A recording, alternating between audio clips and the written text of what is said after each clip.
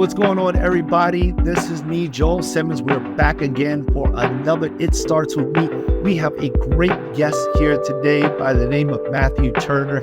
He's an author, business name turned up. You're going to love this. You're going to love this. So let me go ahead and just take care of a few things first. Remember, every single Monday, we have Michael Seville's show on his channel, YouTube, and you'll be able to find that, What It Takes. Every single Wednesday at 12:30, you'll be here with me on It Starts With Me. And then we take care of the end of the week with Community Beacon, where Michael Seville and myself show up at 6:30 to tell you a lot about the things that we've gone through in order to get where we are, as well that worked out well for us, as well as those things that didn't work out so well for us, and the things that we're doing to make the changes in between. All right, anyway, at this point in time, we're getting ready to bring up our next guest, and it is Mathew Turner. You're going to enjoy this guy. He's absolutely fabulous. He has a great way of speaking and getting his point across, extremely eloquent. So you're going to enjoy him. He is a writer, a British author who wrote his latest book, which is his fifth book, Beyond the Pale, on the back of interviewing hundreds of successful entrepreneurs, authors, investors, and thought leaders, as well as writing his own books. Mathew ghostwrites both articles and books for other successful entrepreneurs and thought leaders, in between spending time with his two sons. He's an amazing guy. At this time, let us welcome Mathew Turner. Well, how about yourself? Excellent, man. Another day, another way. That's where it's at right now. Yeah? Yeah, for sure. That I tell you what was really interesting, and I don't want to jump into things too quickly, but looking at your picture that you sent us, that was interesting. With the big mustache, right? Yeah. We're kind of like having a little chat about the whole mustache. I'm from the fire department, so we get a chance to see a bunch of guys who got mustaches like this. But I just thought that was so interesting. Where were you when you took that picture? Ooh, that picture was taken pretty close to where I sort of grew up. So I'm still in town, but just down the road from where my parents live. So very much where I've spent the vast majority of my life. And I'm actually just in the process of starting to think about getting a new set of shots, because I do look a little bit different now.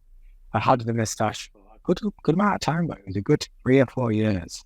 But then lockdown came and all the masks, and it just was not comfortable having that big fluffy mustache in the bit. It was not a good time. So it went away. Yeah, it's some work, because you have to use like the wax and everything like that. You have to keep putting wax on and applying it throughout the day to make sure that it sticks just like it does. It was a commitment. It was a commitment. It was a commitment. All right, perfect. I love that. Awesome. And you're in West Yorkshire? I am, yeah, West Yorkshire. So sort of the north of England, pretty close to Manchester and Leeds, the big main cities around here. So a few hours north of London on the train. Okay. About 3 hours. I'm going down later this month, which is exciting, to head down south for a little while. Yeah. Okay. Yeah, that's awesome. I'm over here in Florida, in the States. To Florida? Yes. Riviera Beach. So Palm Beach County. Familiar with that? Okay. Not too well. No, I was in Florida this summer though. So we went to obviously Orlando with the kids and did all that. But then we got down to Sarasota. Okay. That was beautiful, right? For a couple of days. Yeah, that was lovely. Yeah, a nice part of the world. Very, very hot. Yes. How many kids? 2. 10-year-old and a 5-year-old. So they loved it. It was like the time of their life for them. I was exhausted, but they loved it. I know they did. I mean, how long was that flight? It's away, and it was about, I think, 7.5, 8 hours there, and about 6.5, 7 hours back. A bit quicker coming back.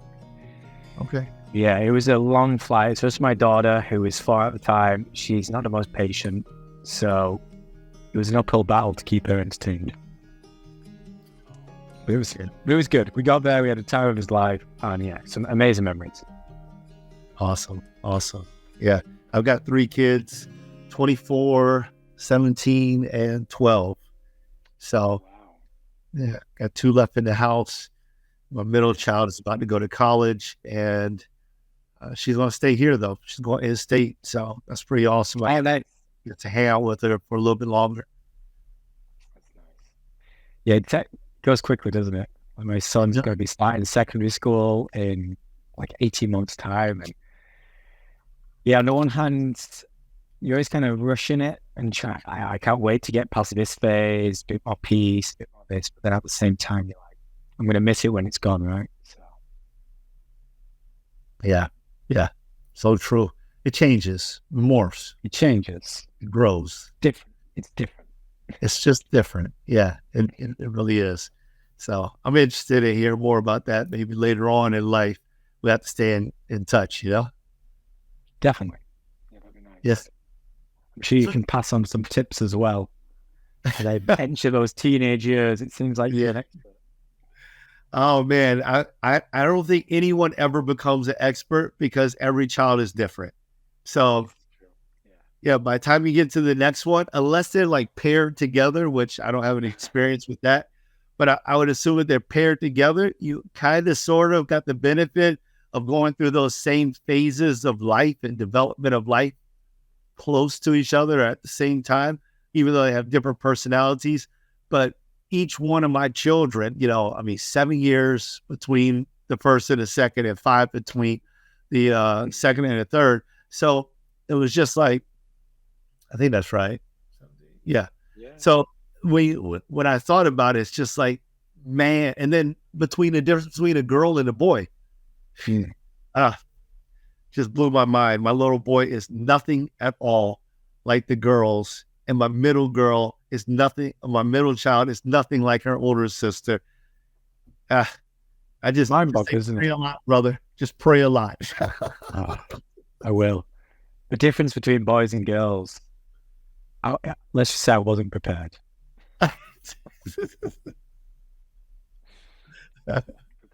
Yeah, it's like the difference between the North Pole and Australia.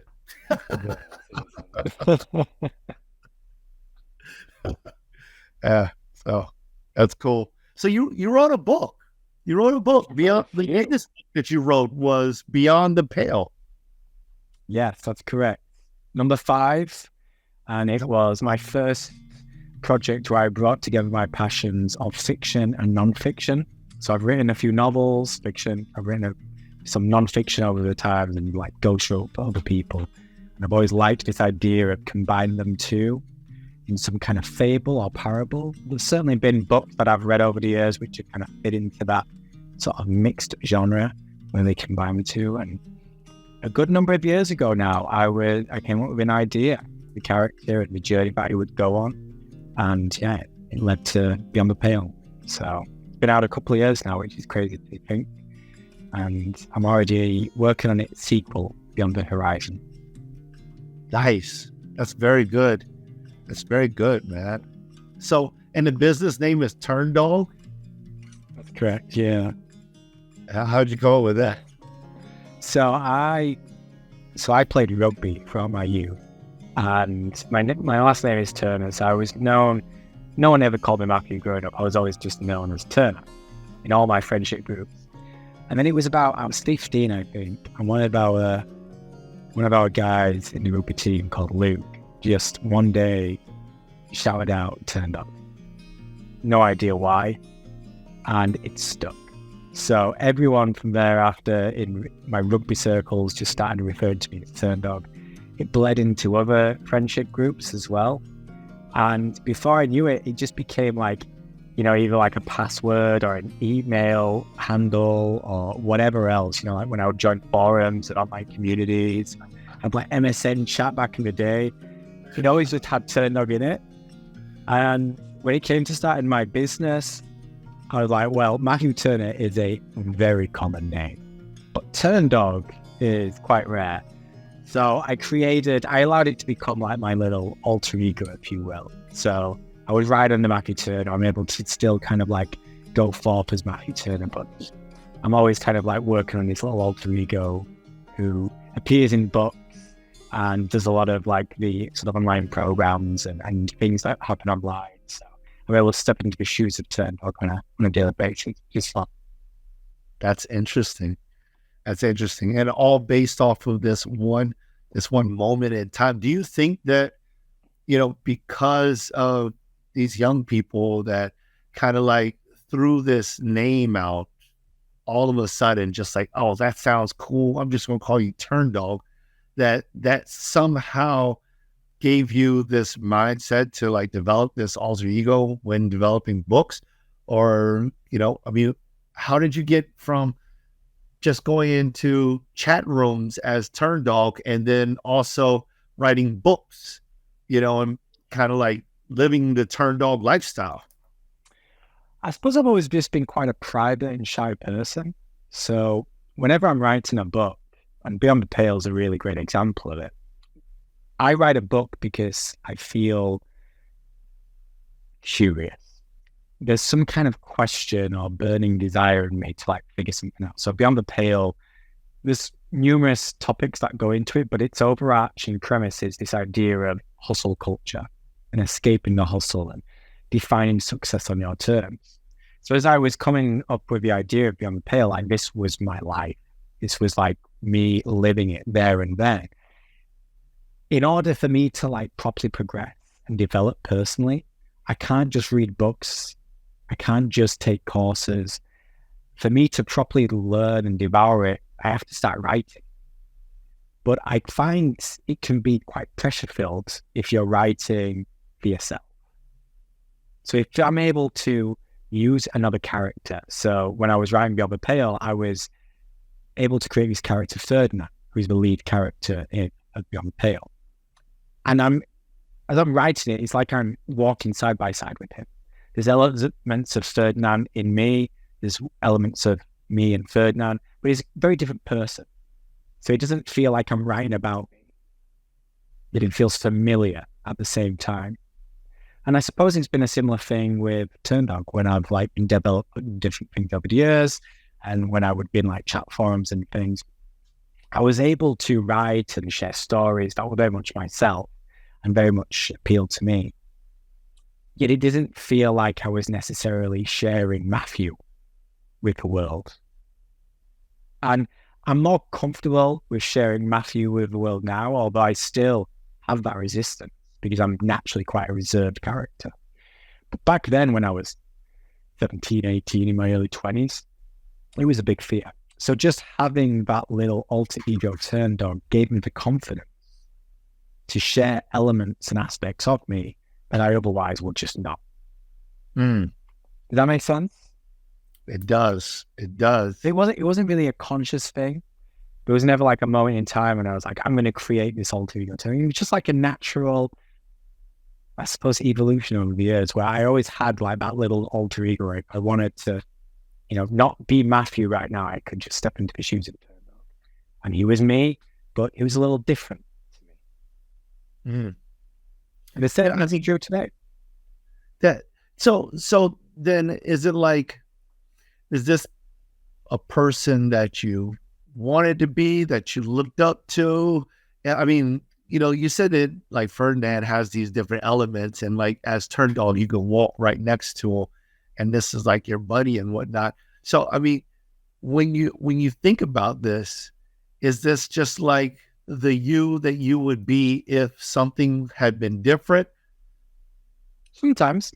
Yeah. I mean, I definitely was someone who suffered with confidence. I was very shy growing up.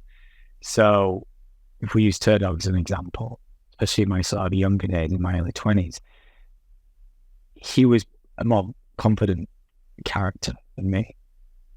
That was like my version of saying, okay, this is me going to be a bit more confident, a bit more assured in myself. When I'm writing a character like Ferdinand, and similar to when I've written other characters for like other books, it's a similar kind of process. There's usually aspects of me in them because it's just difficult to not have part of you end up into the characters. But there's also, you're trying to give the characters something unique, which is totally different to you.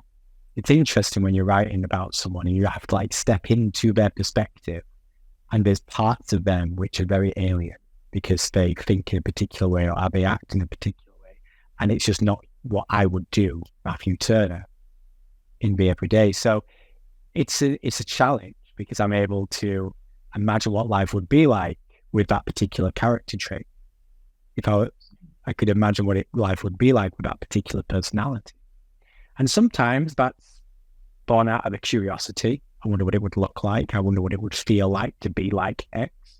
Sometimes there's whether it's a conscious or a subconscious desire there, and I wonder what it would be like.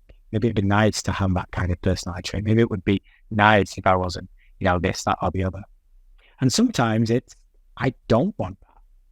I don't want to have that particular character trait. But this is a really great way for me to, I suppose, step into that shoes and try and understand it. So sometimes it comes from a place of desire.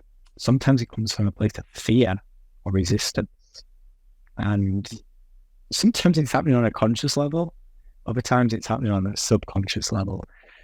And I suppose that's just the journey of a writer. Even when if you're writing nonfiction, I have to, I write for myself these days, but I'm also a ghostwriter, so I'm always writing for clients. I'm stepping into their shoes. I spend my every day, wearing these different types of hats and wearing these different types of masks. It's fascinating because you're able to peek into different ways of living. And we're all different. And I feel quite blessed to be a writer because part of my job is to embrace the differences. I get to be me, but I'm also able to explore what it would like to be not me. So you've never lost yourself in one of the books, or have you lost yourself in the books, but after you finished your writing or after you placed your pen down, you were able to regain who you were and you went out and just enjoyed your family and, everything was normal?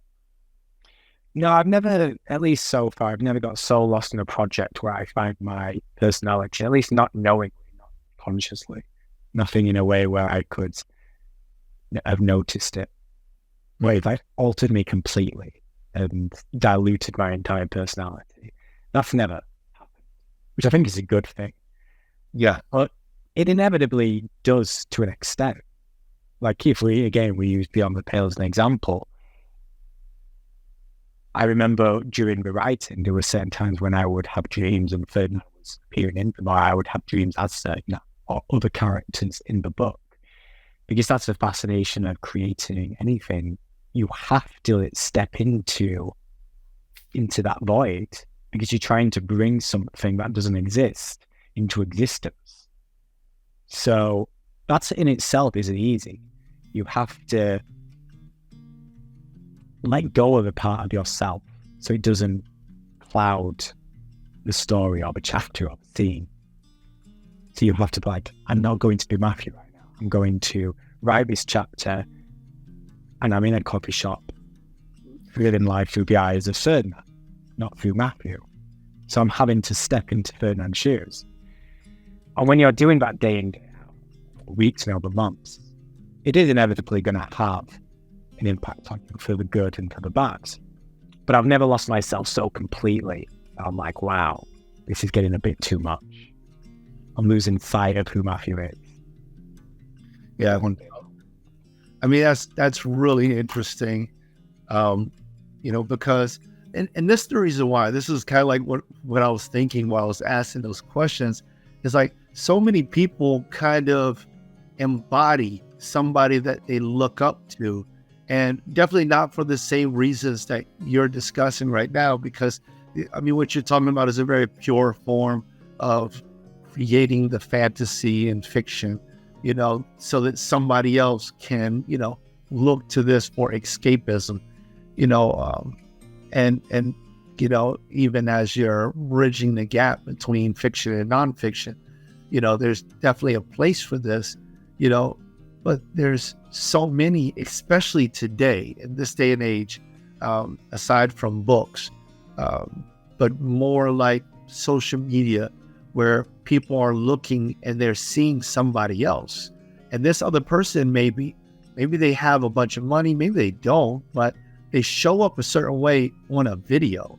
And when they show up that certain way, people want to emulate them, and they begin to put these masks on, this emulation mask, and they're unable to, uphold that, because they don't really know what it takes to be that individual.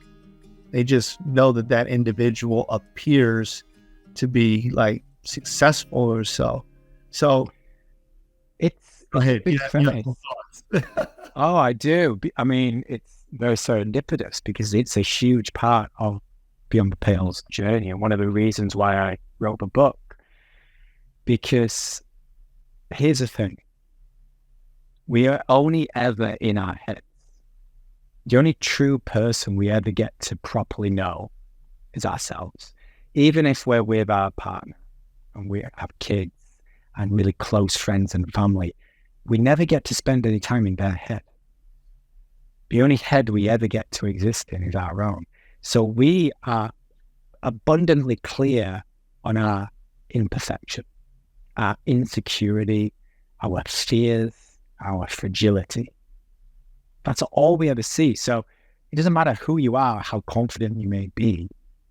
You're also aware of those nagging questions, that little inner voice, that scared little child.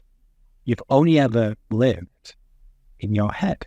So you only know what you know, what you have experienced.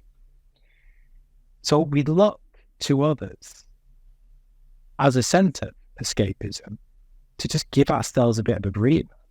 And we're using myself as an example. When I was younger, I was shy. I wasn't very confident. I didn't have the confidence to speak out or, to approach people. So of course, that would bring me pain, because I would want to do a certain thing, but there would be resistance there. So I would imagine and dream and fantasize what it would be like to not be like that. So maybe then I would compare myself to a friend who was outgoing, was confident, not shy. Or maybe you emulate someone on TV, celebrity or whatnot. It's always going to be natural. I think that's always happened because, again, you only know what you know. You've only lived inside your head. So there's going to be parts of it that you like, and there's going to be parts of it that you don't. And there's going to be times when you're just exhausted being you. So it's nice to escape. I mean, that's why we read. That's why we watch movies, right? So we can just escape what's going on here for a little while and step into a different reality. The reason it's becoming more and more toxic, the reason it's becoming a real issue, is because we no longer just get these little glimpses into celebrities and those who appear on TV and the people that we literally surround ourselves with, so like friends and colleagues and people who are in our surrounding areas. Today, you can spend 30 seconds to a minute on social media and you're going to get 20 plus glimpses, edited glimpses, mind you, into the lives of another. Like you said there, that video, the person on the video looks great lighting, got the filters going on, some makeup, or has just made themselves look great, and they've scripted it, okay? We don't know if they're that confident. We don't know if they look that way. We don't know if they feel that way, but they're projecting something on it. So we're comparing ourselves, and they're like, they look happier than me. They look more successful than me. They're more rich than me. They're better looking. They're healthier, whatever else. So when you're doing this over and over and over again, and if you're logging on to social media and scrolling through Facebook or Instagram 10, 15, 20 times a day, even if it's just for a minute at a time, even if you're just spending 20, 30 minutes on social media, you're probably subconsciously comparing yourself to someone else hundreds of times. And if you're doing that day after day after a day, you are inevitably going to start creating these different masks, these different personas. Not in a conscious way where you're like, oh, I'm going to consciously write a book about this person because I'm curious about it. You're just preying on your insecurities and like, wow, they're better than me. Wow, they're happier than me. They're successful, I'm not. So it becomes really toxic. And it was one of the big things which inspired me to write Beyond Pale, because Ferdinand is the poster child of success. I made him the way that I made him, this successful Silicon Valley entrepreneur, because he's the kind of person who most people admire in the entrepreneurial world. When you read Beyond the Pale and you meet Ferdinand, some kind of entrepreneur that you follow and admire probably comes into mind. And that's the point. Because at first sight, like, this is the guy who's got it all figured out. Himself, he's good looking, he's rich, he's got fame, he's got authority, he's got power. There is no way he feels what I feel. There is no way he thinks what I think. There's no way he worries like I worry. But then, as you start to go on the journey with Ferdinand, you realize he has the same questions, the same worries, the same fragilities, because we're all human and we know this on an intellectual level, but we just live in an emotional state more often than not. So we just create these perceptions that other people are happier, healthier, more confident, less this, less that, which just fuels the cycle even more.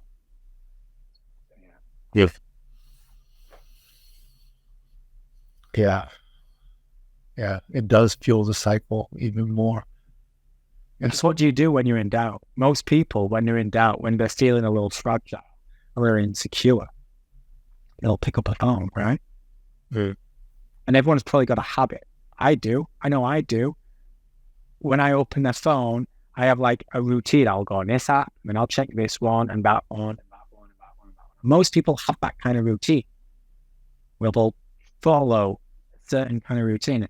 If they're insecure, if they're having a moment of doubt, if they're bored, if they're having to suffer the sound of silence, most people will have that kind of ingrained addiction, whether it's on a laptop or a phone or whatever else.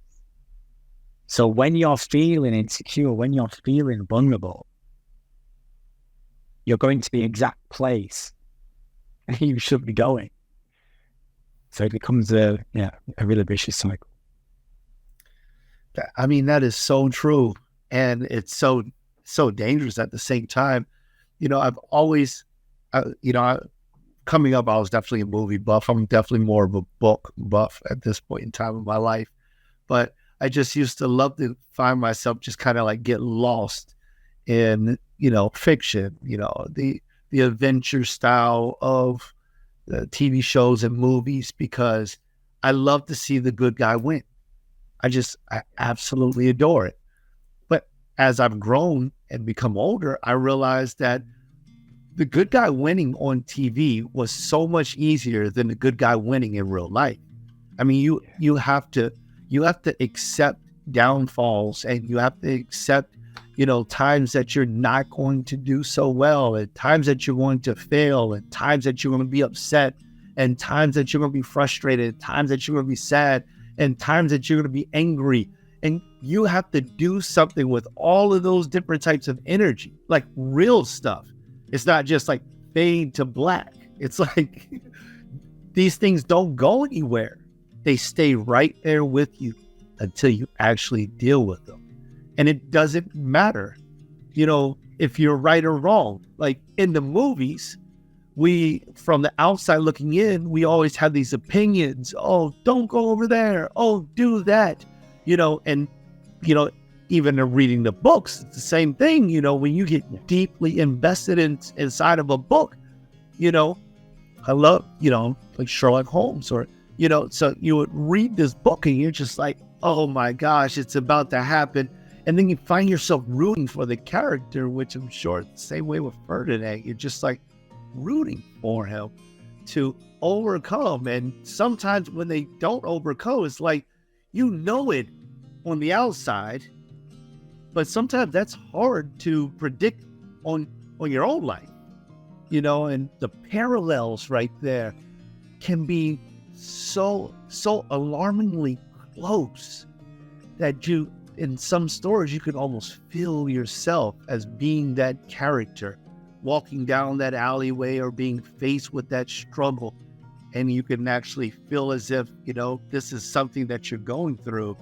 And so I'm just imagining this, walking with Ferdinand, because you started off saying that as Turndog, you can actually be the one walking right there next to your character, and how your alignment actually comes into place.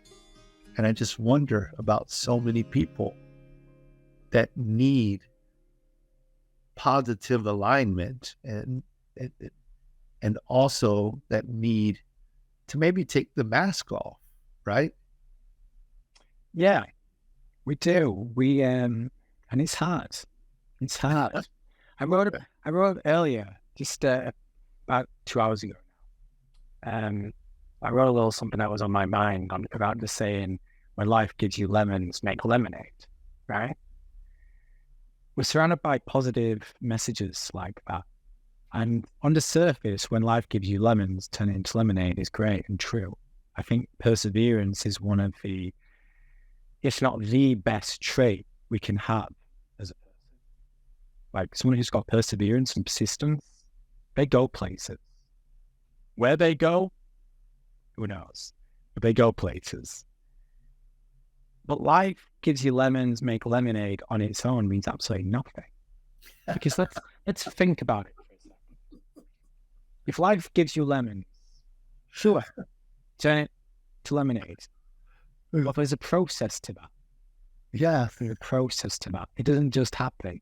You have to make it happen. You have to take those lemons and you have to turn it into lemonade. And there's certain things that you need, certain ingredients, sugar. So in this case, positivity, right?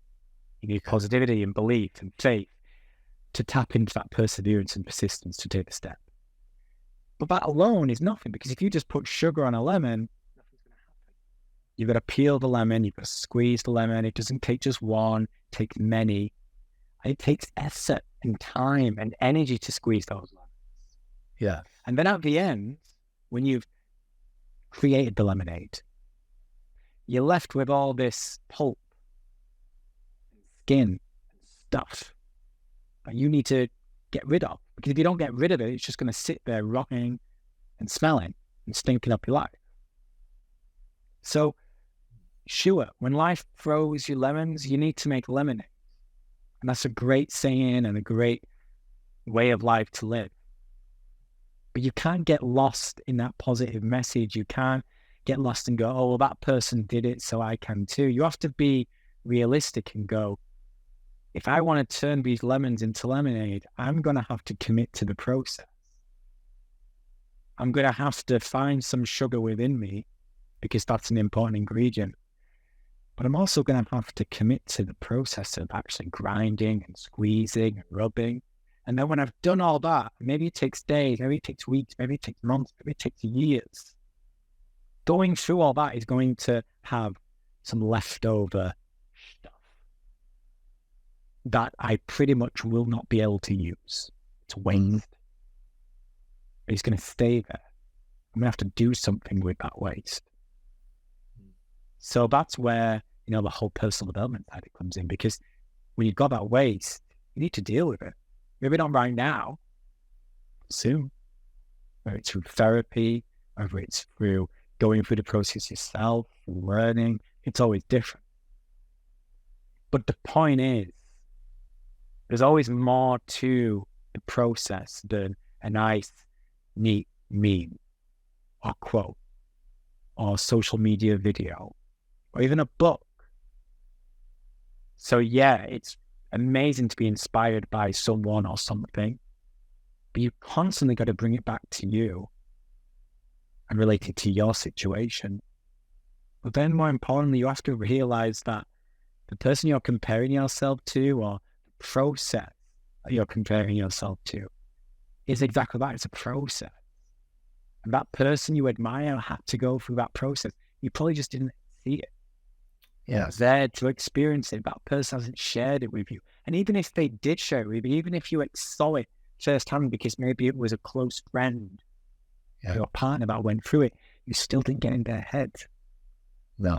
The only head you're ever going to be in is your own. Yes.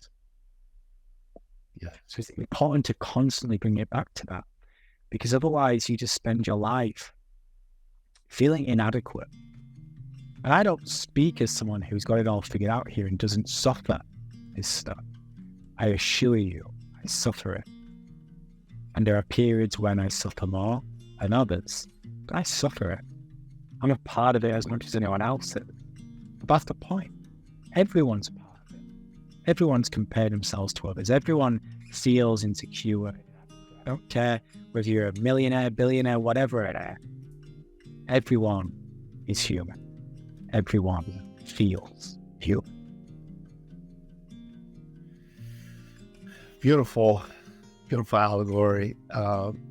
Wonderful example using a saying that people know of. I mean, people know about, making lemonade through lemons. They just, that is the process. The process is the difficult part. It's the ingredients. It is the process. It's the struggle that makes that lemonade so good, And I mean, it's like if I were to make my first cup of lemonade and that was all I had to drink, I think that I would enjoy it so much simply because, I did it. I mean, I've baked cakes before, and I, made, food. That was the first time. And it's like, when you do that, so many times the first time is like the greatest time ever, especially when you venture out and do something you hadn't done before, something that you had learned or you just watched and you never actually did it on your own. But now this is you. It's, mano y mano, so to speak, you against yourself. And a buddy of mine, a friend of mine, a mentor of mine, he would say, it's a sorry toad, it's a sorry frog that doesn't speak well for his own pond. And it's like, at some point in time, you just have to be encouraged by the works that you're doing yourself and the efforts you're putting into it. And, linking this up with the mask wearing, so many times and so often, especially I feel as it nowadays, I mean, I'm in my 40s, man, when I was 15, 16, 17, there was none of this social media was going on. There was only Todd down the street and Devis and, and Philip and all these guys that I knew in the neighborhood. And I had no idea what they were doing in their house unless I went to their house and I actually watched them, because I still had to knock on their door before they even knew I was standing outside. I couldn't text them and then they just pop out. I had to meet their mom. I had to meet their dad. I had to go through a gateway, just to get to them, and it's just like nowadays, I just pull my phone up, bing, there goes Sarah in another continent telling me about her life, and I'm just like, whoa, I can't believe this. I know no circumstances. I know no process. I don't know about the sugar. I don't know about the seeds. I don't know about the pulp. I don't know about the skin. All I see is the product. And I can easily take that and put that on as a mask to show up at my school or at my job as if I'm that person, but I'm not. I'm nowhere near them. And I just feel like sometimes we just need to take those masks off. It's good to jump inside of a book and visualize something that you hadn't seen before, because it expands your mind, gives you an opportunity to see possibilities that maybe you hadn't thought about. Even a good movie can do that. But at the end of the day, you got to take that mask off. You got to take that relaxation off, and you got to put your grind on. Go out there and kind of do your own thing. And that's what I see in you. 5 books is what you said, and you're working on the 6th. Now that is a story right there. Here's Matt, the turn dog, turning 6 books out, the master of bookmaking, stepping beyond the pale. That's fantastic. Yeah, there's a lot to be for doing it, and you pull on some really important points there. We usually are harshest critic, right? I think most people are, deep down. And the reason is, by and large, for everything that we've just discussed. We only get to see our heads. So we're seeing other people's end products and they've written a book too, and yeah, I've written a book too, but theirs seems better than mine. It seemed to have gone through it easier. It wasn't hard for them, it was easier for them. But you don't know how easy it was for them. You don't know what was going on with them. All you know is that writing a book for you was difficult. All you know is that you're finding it difficult to grow your business. All you know is that you find it difficult to build a social media following. So when you're comparing yourself to someone else, you don't know what they went through.